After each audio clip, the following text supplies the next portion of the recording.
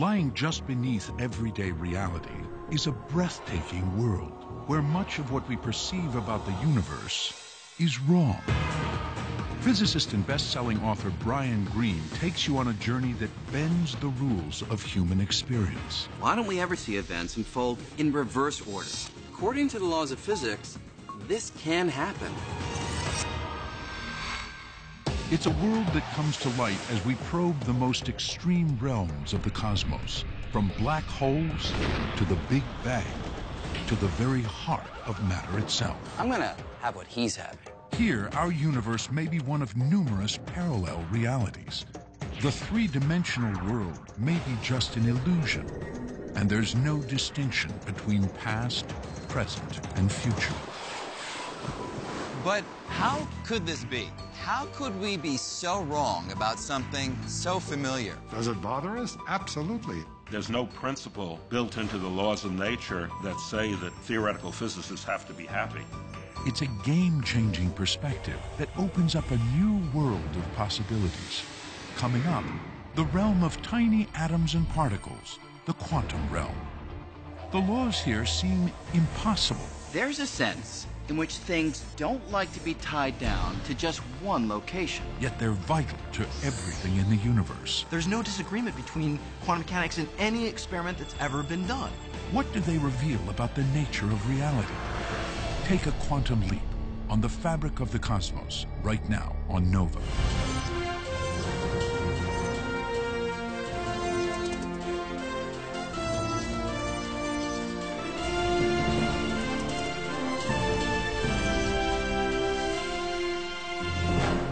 Major funding for NOVA is provided by the following: David H. Koch and Discovering New Knowledge, HHMI, and by the Corporation for Public Broadcasting, and by contributions to your PBS station from viewers like you. Thank you.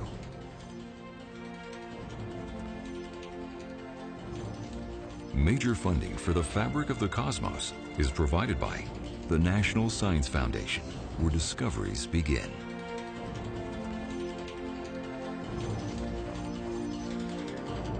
And the Alfred P. Sloan Foundation, supporting original research and public understanding of science, technology, engineering, and mathematics. Additional funding is provided by the Arthur Vining Davis Foundations, dedicated to strengthening America's future through education. The U.S. Department of Energy's Office of Science, and the George D. Smith Fund.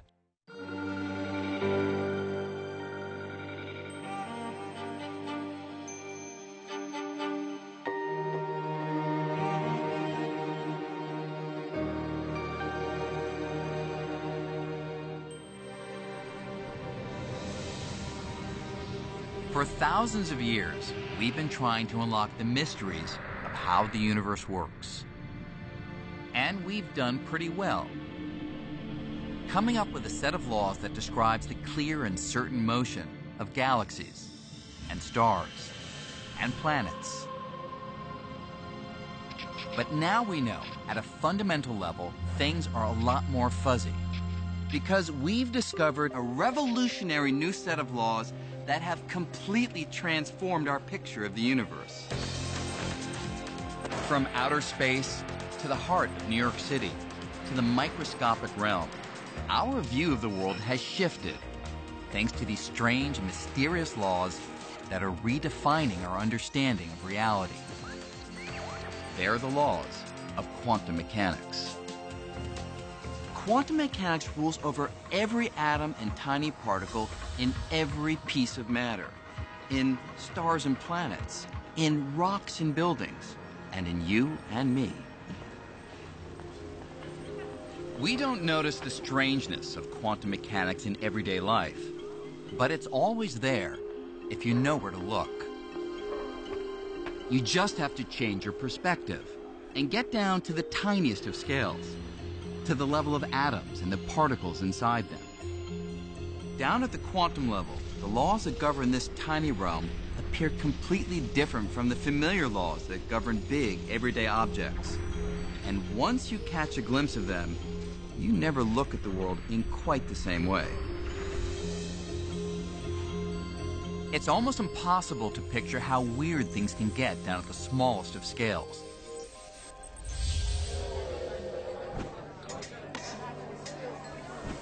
But what if you could visit a place like this, where the quantum laws were obvious, where people and objects behaved like tiny atoms and particles? You'd be in for quite a show. Here, objects do things that seem crazy. I mean, in the quantum world, there's a sense in which things don't like to be tied down to just one location, or to follow just one path. It's almost as if things were in more than one place at a time.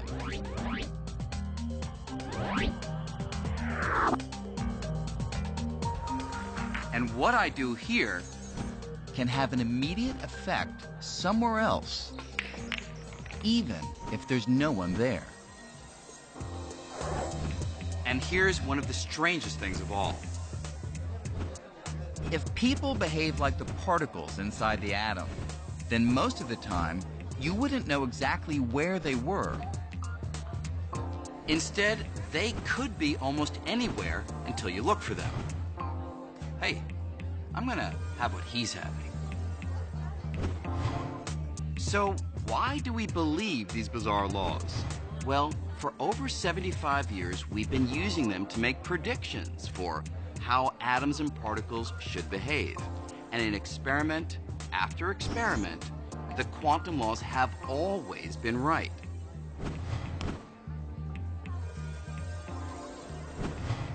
It's the best theory we have. There are literally billions of pieces of confirming evidence for quantum mechanics. It has passed so many tests of so many bizarre predictions. There's no disagreement between quantum mechanics and any experiment that's ever been done. The quantum laws become most obvious when you get down to tiny scales like atoms. But consider this. I'm made of atoms.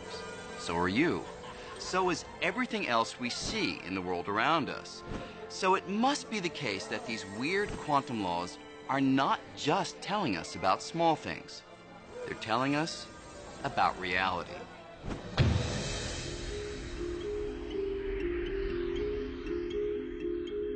So how did we discover them?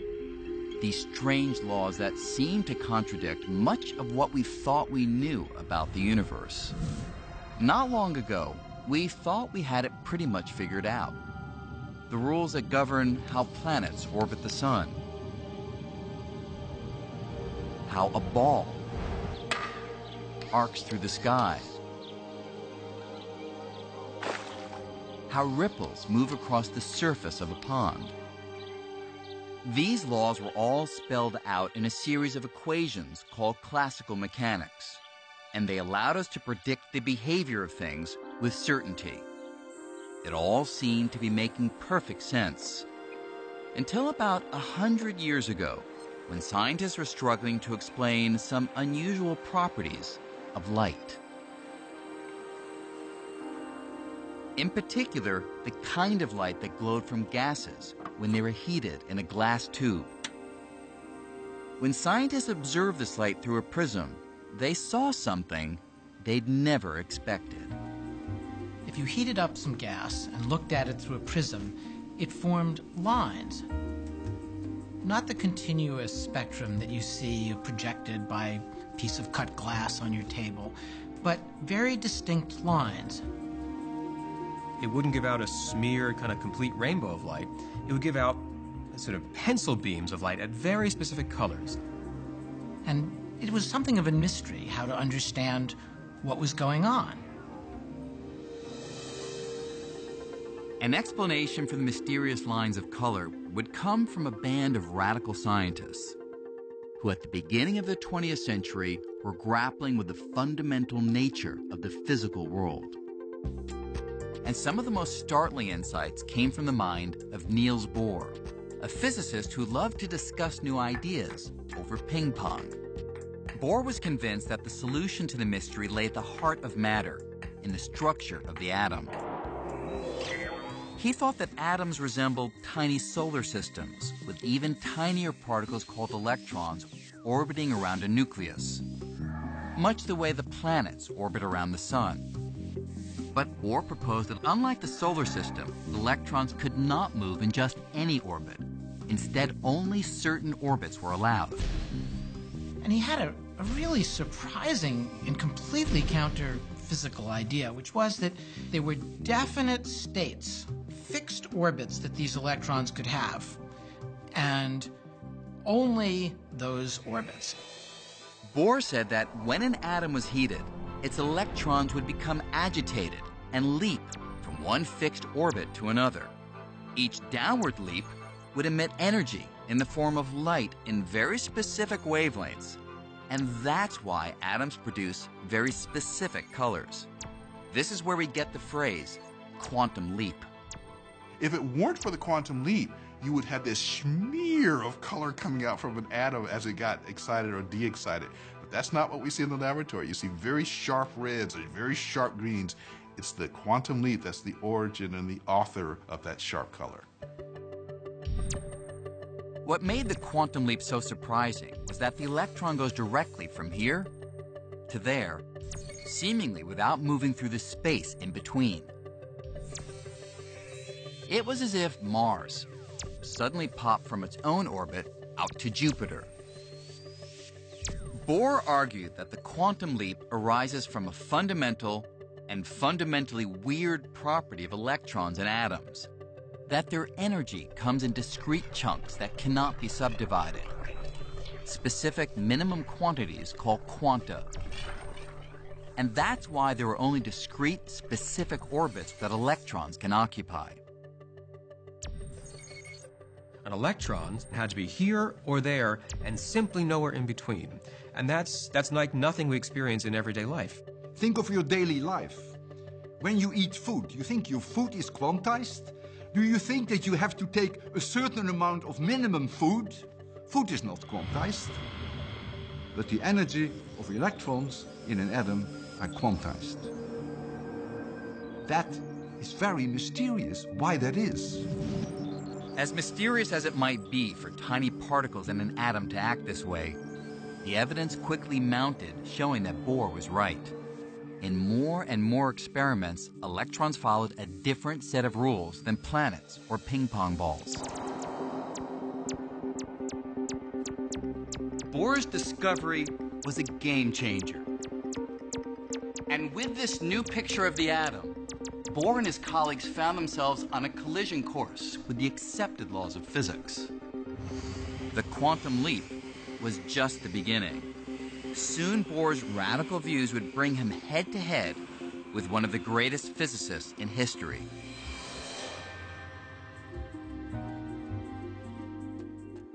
Albert Einstein was not afraid of new ideas. But during the 1920s, the world of quantum mechanics began to veer in a direction Einstein did not want to go. A direction that sharply diverged from the absolute definitive predictions that were the hallmark of classical physics. If you asked Einstein or other physicists at the time what it was that distinguished physics from all kind of flaky speculation, they would have said it's that we can predict things with certainty. And quantum mechanics seemed to pull the rug out from under that.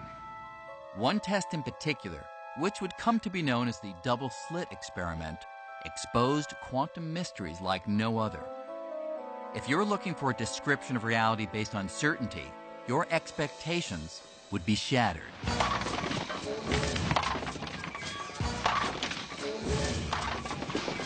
We can get a pretty good feel for the double-slit experiment and how dramatically it alters our picture of reality by carrying out a similar experiment, not on the scale of tiny particles, but on the scale of more ordinary objects, like those you'd find here in a bowling alley. But first, I need to make a couple of adjustments to the lane.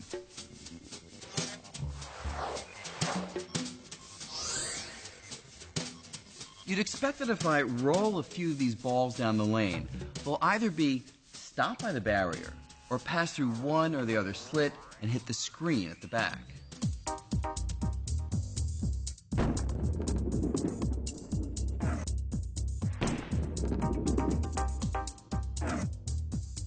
And in fact, that's just what happens. Those balls that make it through always hit the screen directly behind either the left slit or the right slit. The double slit experiment was much like this, except instead of bowling balls, you use electrons, which are billions of times smaller. You can picture them like this.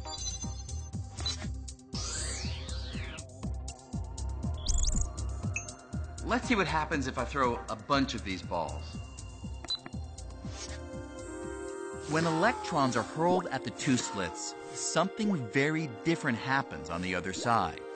Instead of hitting just two areas, the electrons land all over the detector screen, creating a pattern of stripes, including some right between the two slits, the very place you'd think would be blocked.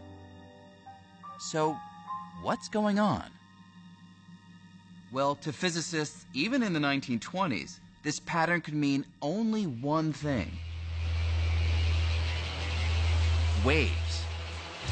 Waves do all kinds of interesting things, things that bowling balls would never do. They can split. They can combine.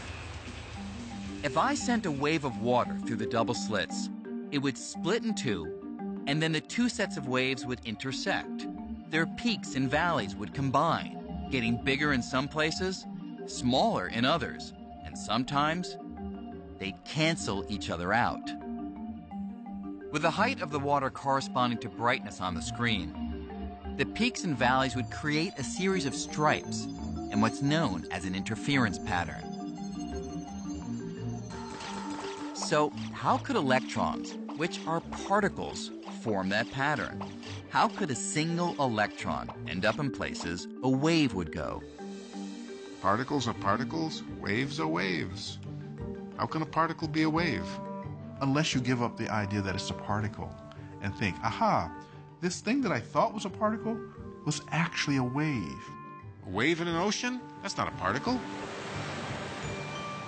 The ocean is made out of particles, but the waves in the ocean are not particles. And rocks are not waves. Rocks are rocks. So a rock is an example of a particle, an ocean wave is an example of an ocean wave, and now somebody's telling you a rock is like an ocean wave. What? Back in the 1920s, when a version of this experiment was first done, scientists struggled to understand this wavy behavior. Some wondered if a single electron, while in motion, might spread out into a wave. And the physicist Erwin Schrödinger came up with an equation that seemed to describe it. Schrödinger thought that this wave was a description of an extended electron, that somehow an electron got smeared out, and it was no longer a point, but was like a mush. There was a lot of argument about exactly what this represented. Finally, a physicist named Max Born came up with a new and revolutionary idea for what the wave equation described. Born said the wave is not a smeared-out electron or anything else previously encountered in science. Instead, he declared it's something that's really peculiar, a probability wave. That is, Born argued that the size of the wave at any location predicts the likelihood of the electron being found there. Where the wave is big, that's not where most of the electron is. That's where the electron is most likely to be. And that's just very strange, right? So the electron on its own seems to be a jumble of possibilities. You're not allowed to ask, where is the electron right now? You are allowed to ask, if I look for the electron in this little particular part of space, what is the likelihood I will find it there? I mean, that bugs anyone, anytime. As weird as it sounds, this new way of describing how particles like electrons move is actually right. When I throw a single electron, I can never predict where it will land. But if I use Schrodinger's equation to find the electron's probability wave, I can predict with great certainty that if I throw enough electrons, then say 33.1% would end up here, 7.9% would end up there, and so on. These kinds of predictions have been confirmed again and again by experiments. And so the equations of quantum mechanics turn out to be amazingly accurate and precise. So long as you can accept that it's all about probability.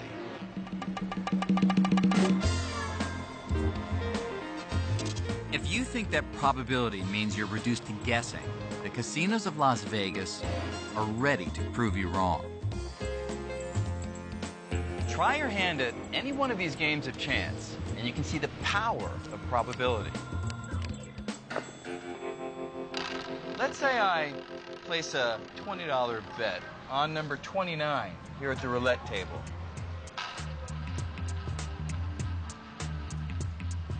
The house doesn't know whether I'll win on this spin, or the next, or the next. 1. But it does know the probability that I'll win. In this game, it's 1 in 38. 21.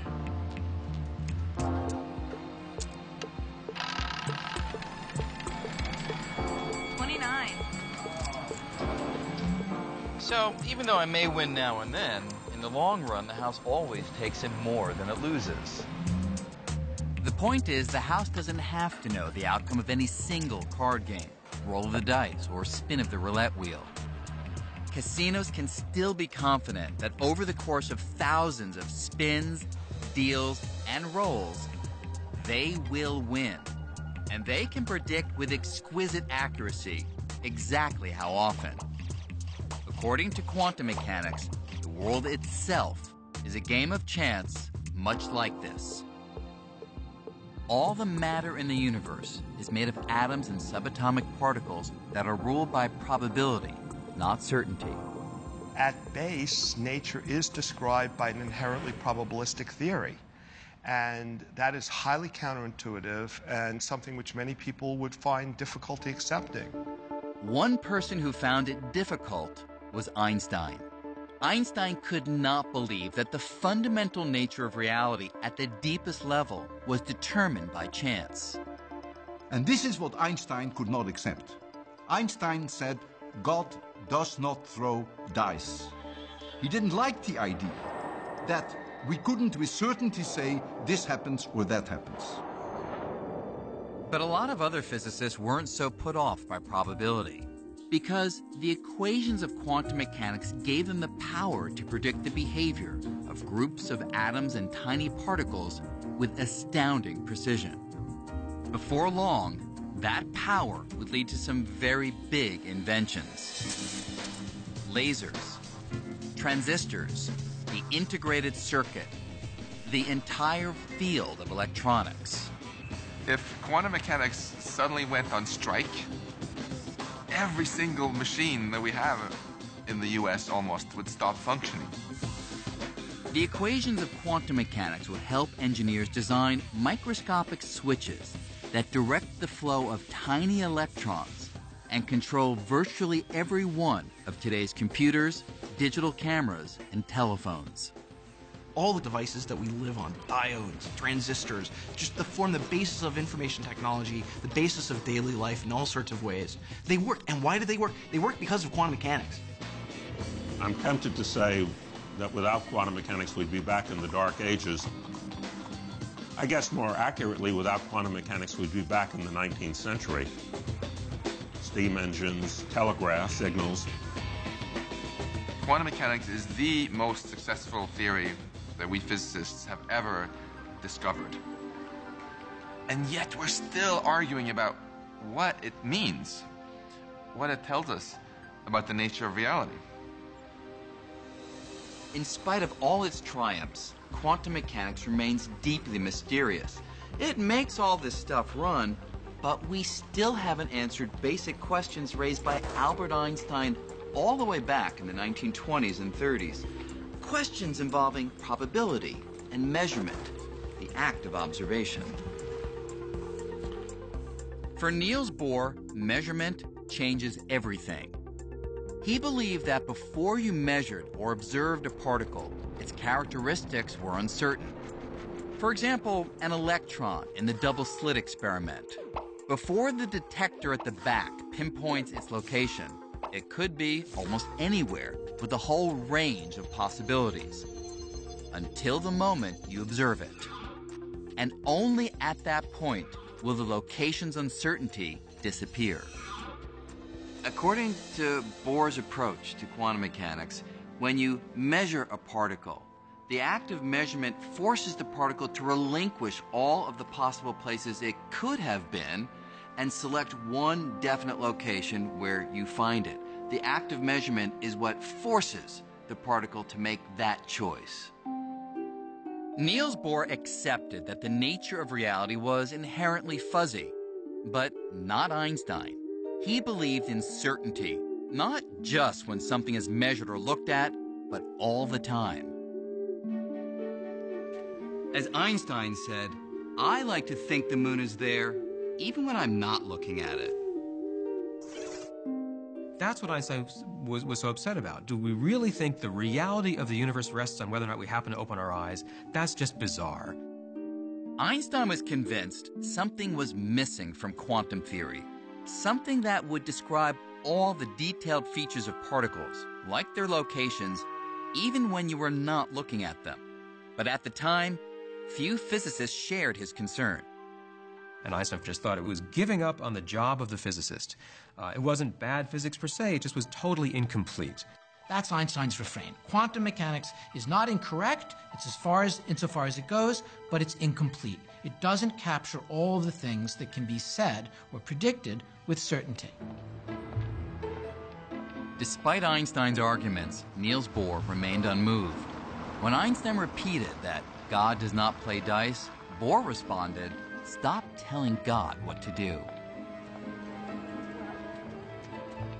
But in 1935, Einstein thought he'd finally found the Achilles heel of quantum mechanics. Something so strange, so counter to all logical views of the universe, he thought it held the key to proving the theory was incomplete. It's called entanglement.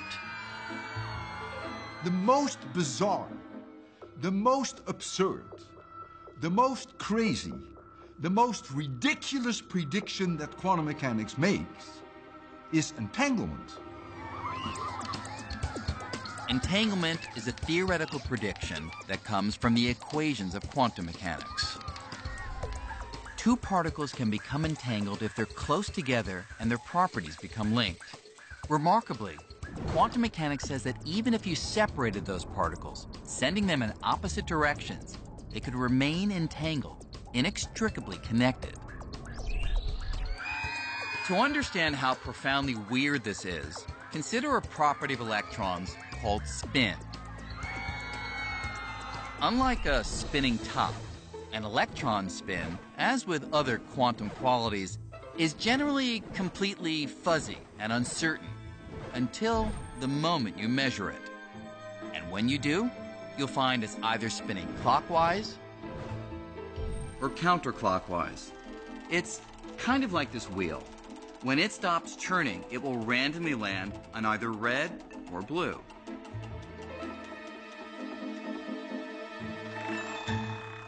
Now imagine a second wheel. If these two wheels behave like two entangled electrons, then every time one landed red, the other is guaranteed to land on blue. And vice versa. Now, since the wheels are not connected, that's suspicious enough. But the quantum mechanics embraced by Niels Bohr and his colleagues went even further, predicting that if one of the pair were far away, even on the moon, with no wires or transmitters connecting them, still, if you look at one and find red, the other is sure to be blue. In other words, if you measured a particle here, not only would you affect it, but your measurement would also affect its entangled partner, no matter how distant For Einstein, that kind of weird long-range connection between spinning wheels or particles was so ludicrous, he called it spooky. Spooky action at a distance. What's surprising is that when you make a measurement of one particle, you affect the state of the other particle. You change its state. There's no forces or pulleys or, telephone wires. There's nothing connecting those things, right? How could my choice to act here have anything to do with what happens over there? So there's no way they can communicate with each other. So it is completely bizarre. Einstein just could not accept that entanglement worked this way, convincing himself that only the math was weird, not reality. He agreed that entangled particles could exist, but he thought that there was a simpler explanation for why they were linked that did not involve a mysterious long-distance connection. Instead, he insisted that entangled particles were more like a pair of gloves. Imagine someone separates the two gloves, putting each in a case. Then that person delivers one of those cases to me and sends the other case to Antarctica.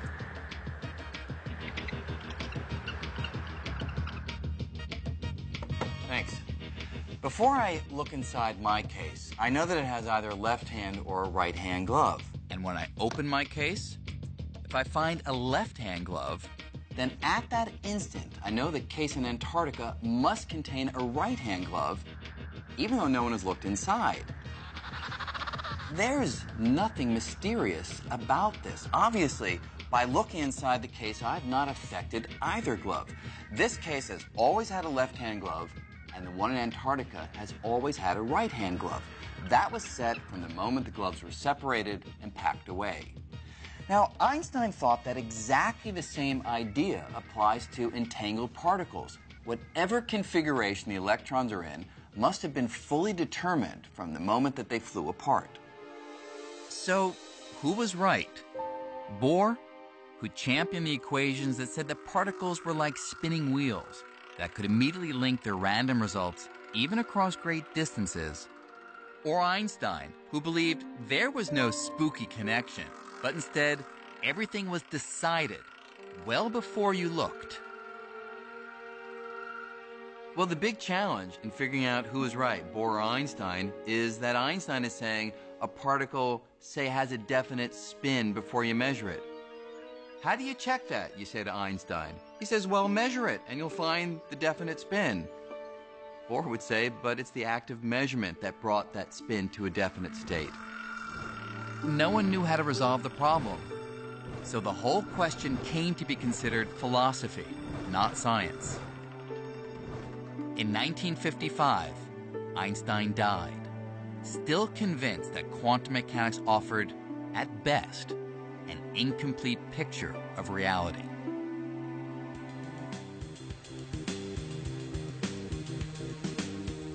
In 1967, at Columbia University, Einstein's mission to challenge quantum mechanics was taken up by an unlikely recruit. John Clauser was on the verge of earning a PhD in astrophysics. The only thing standing in his way was his grade in quantum mechanics. When I was still a graduate student, try as I might, I could not understand quantum mechanics.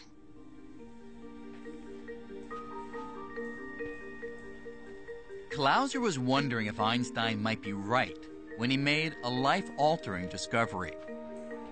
It was an obscure paper by a little-known Irish physicist named John Bell. Amazingly, Bell seemed to have found a way to break the deadlock between Einstein and Bohr and show once and for all who was right about the universe. I was convinced that the quantum mechanical view was probably wrong. Reading the paper, Clauser saw that Bell had discovered how to tell if entangled particles were really communicating through spooky action, like matching spinning wheels, or if there was nothing spooky at all, and the particles were already set in their ways, like a pair of gloves. What's more, With some clever mathematics, Bell showed that if spooky action were not at work, then quantum mechanics wasn't merely incomplete, as Einstein thought. It was wrong. I came to the conclusion that, my God, this is one of the most profound results I've ever seen. Bell was a theorist, but his paper showed that the question could be decided if you could build a machine that created and compared many pairs of entangled particles. Bell turned the question into an experimental question. It wasn't just going to be about philosophy or trading pieces of paper. And the experiment that he envisioned could be done. You could really set up an actual experiment to force the issue. Clauser set about constructing a machine that would finally settle the debate.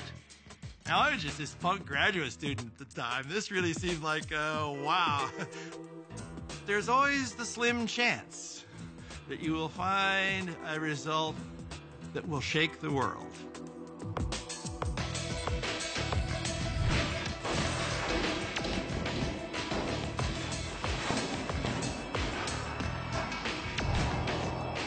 Clauser's machine could measure thousands of pairs of entangled particles and compare their spins in many different directions.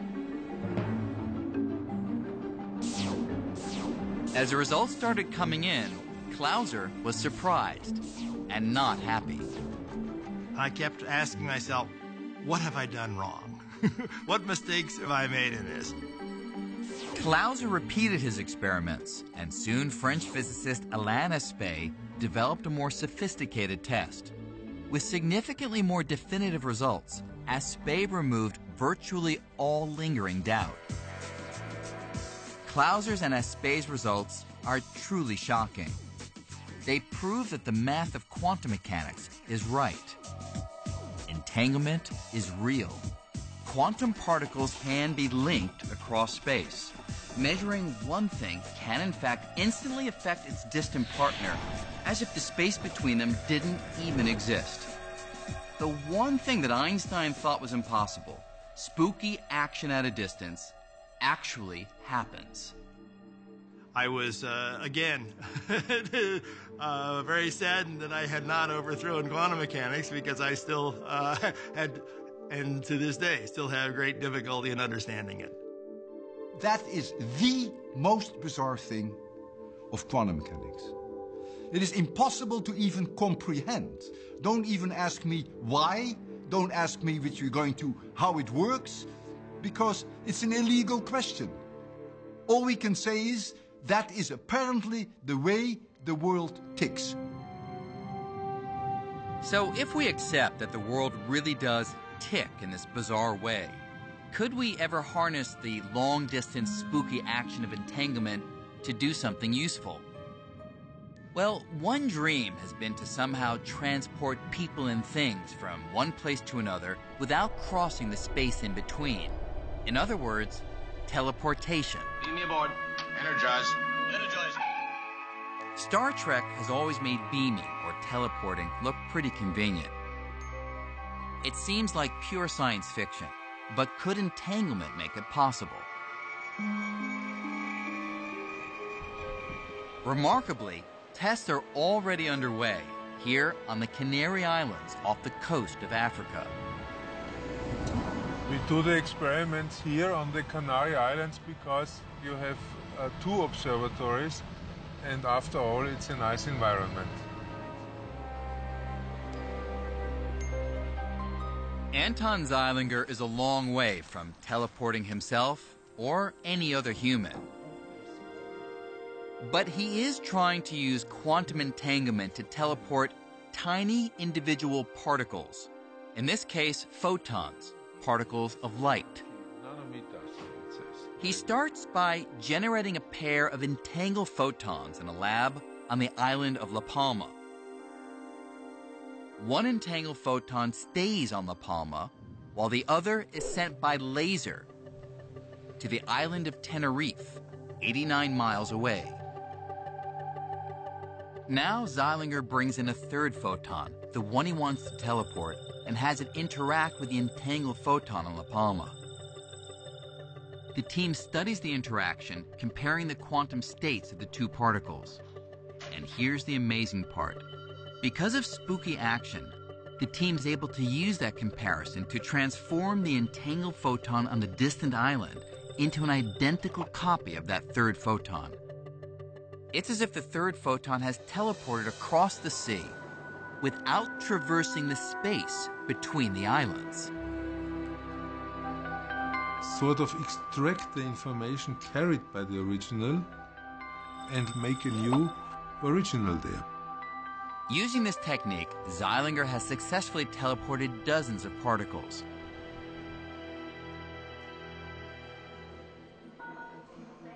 But could this go even further? Since we're made of particles, could this process make human teleportation possible one day?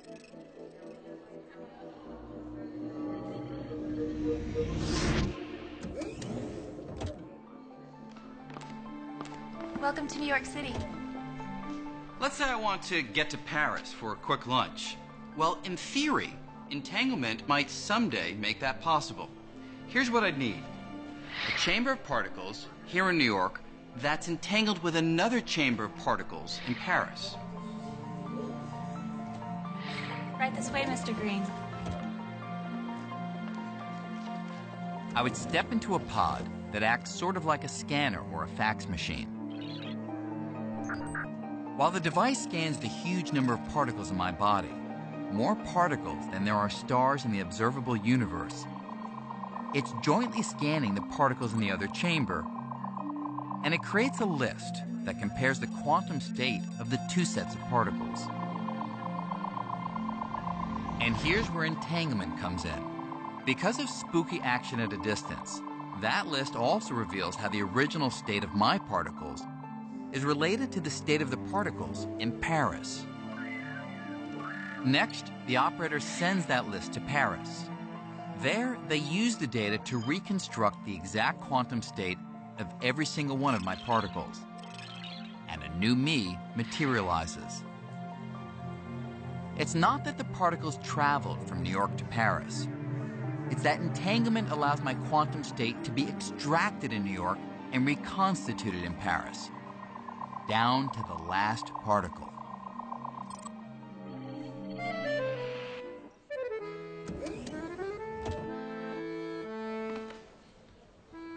Bonjour, Monsieur Green. Hi there. So, here I am in Paris, an exact replica of myself. And I'd better be, because measuring the quantum state of all my particles in New York has destroyed the original me.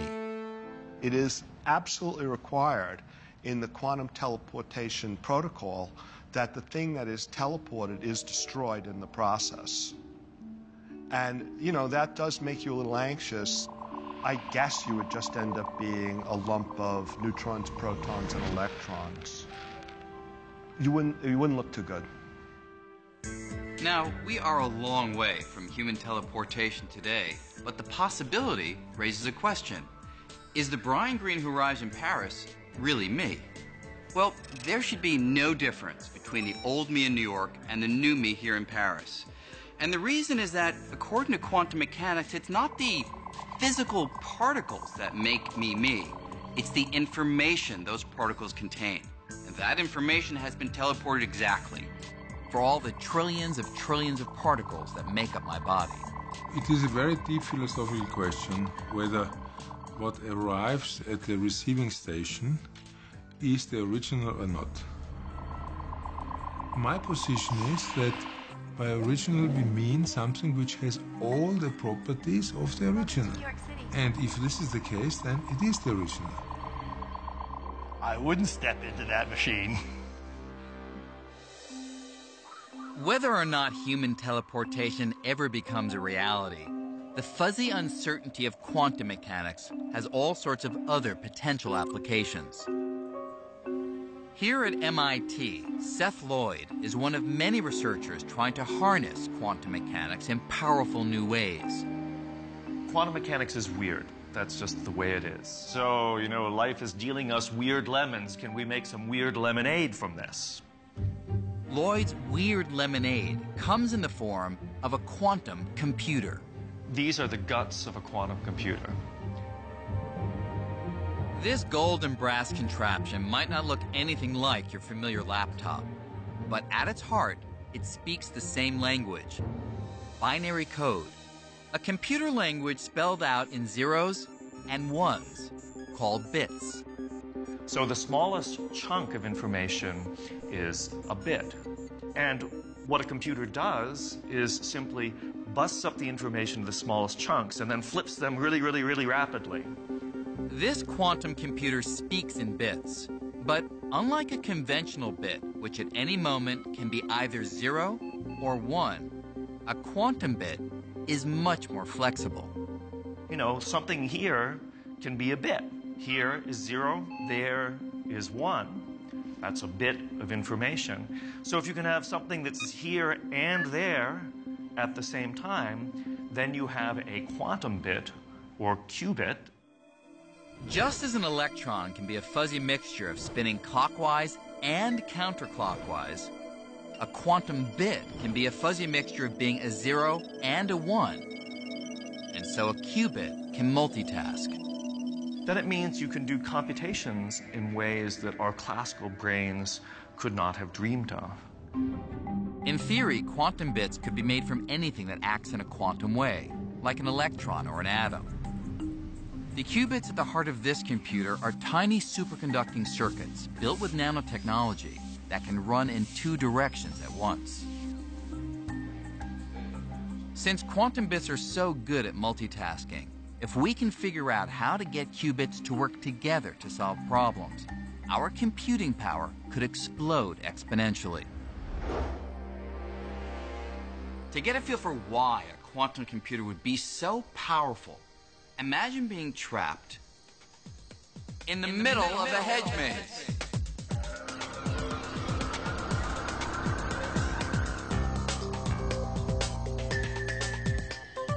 What you'd want is to find the way out as fast as possible. The problem is there are so many options. And I just have to try them out, one at a time. That means I'm going to hit lots of dead ends, go down lots of blind alleys, and make lots of wrong turns before I finally get lucky and find the exit. And that's pretty much how today's computers solve problems. Though they do it very quickly, they only carry out one task at a time, just like I can only investigate one path at a time in the maze. But if I could try all the possibilities at once, it would be a different story. And that's kind of how quantum computing works. Since particles can, in a sense, be in many places at once, the computer could investigate a huge number of paths or solutions at the same time and find the correct one in a snap. Now, a maze like this only has a limited number of routes to explore, so a conventional computer could find the way out pretty quickly. But imagine a problem with millions or billions of variables, like predicting the weather far in advance. We might be able to forecast natural disasters like earthquakes or tornadoes. Solving that kind of problem right now would be impossible because it would take a ridiculously huge computer. But a quantum computer could get the job done with just a few hundred atoms. And so the brain of that computer, it would be smaller than a grain of sand. There's no doubt we're getting better and better at harnessing the power of the quantum world, and who knows where that could take us. But we can't forget that at the heart of this theory, which has given us so much, there is still a gaping hole. All the weirdness down at the quantum level, at the scale of atoms and particles, where does the weirdness go?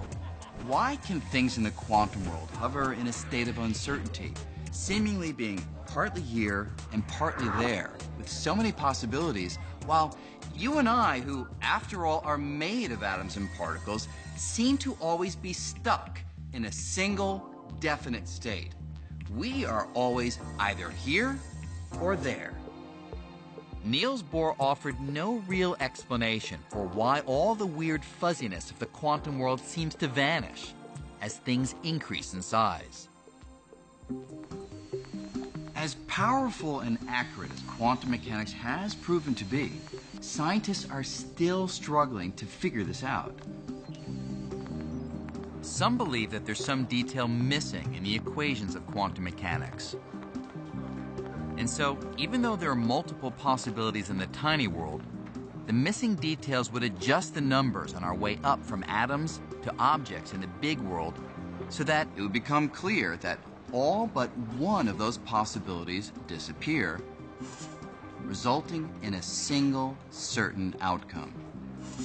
Other physicists believe that all of the possibilities that exist in the quantum world, they never do go away. Instead, each and every possible outcome actually happens.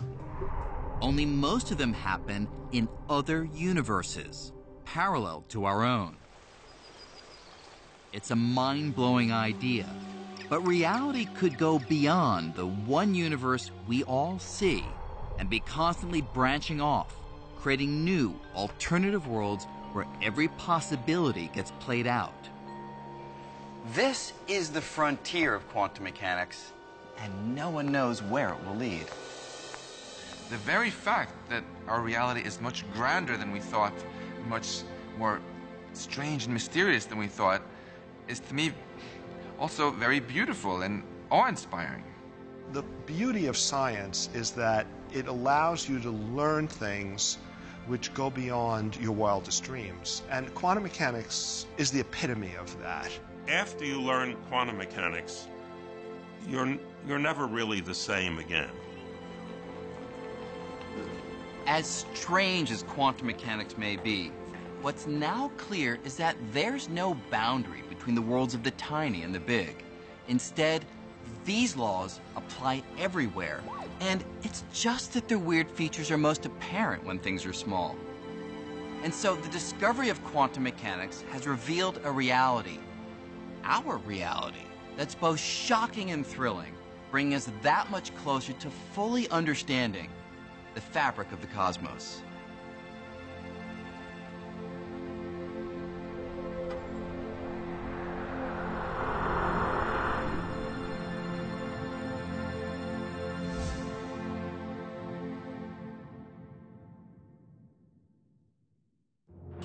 Major funding for NOVA is provided by David H. Koch and Discovering New Knowledge. HHMI. And by the Corporation for Public Broadcasting. And by contributions to your PBS station from viewers like you. Thank you.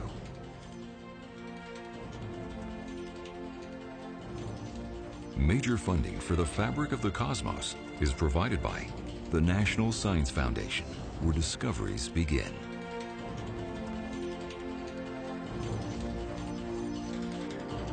And the Alfred P. Sloan Foundation, supporting original research and public understanding of science, technology, engineering, and mathematics. Additional funding is provided by the Arthur Vining Davis Foundations, dedicated to strengthening America's future through education. The U.S. Department of Energy's Office of Science. And the George D. Smith Fund.